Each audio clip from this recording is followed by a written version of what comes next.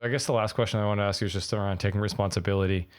How did that play a role in you building your self-worth, self-assuredness, and like, um, what did that look like for you? You know, what did taking responsibility mean for you as a man?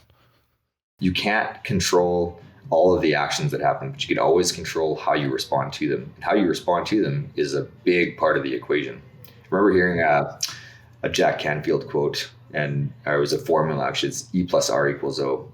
And it was event plus response equals outcome.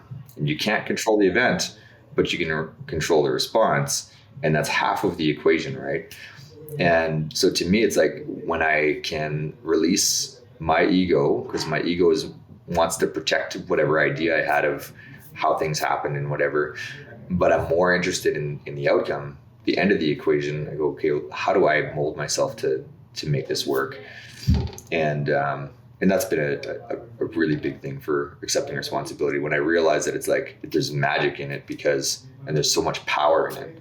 Because when I accept responsibility for things that we generally tend to not want to accept, we'd rather have the excuse, right, not the result. Um, Now all of a sudden, like when I started to put that into practice, I realized how much more I could accomplish in life, and that's fun. It's way funner than having excuses, right?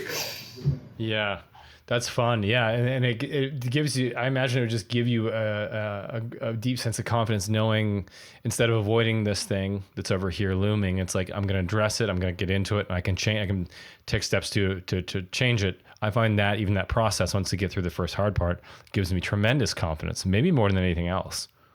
Yeah, and sometimes you can't necessarily control when that outcome happens, right? Like, because if you wanted something to happen now or in the next 2 days or whatever the case might be, I don't have an example of a situation, but um, when you're unattached to when it happens, it's like you're like, do not be attached to that result yet. Just be attached to your own behavior, right?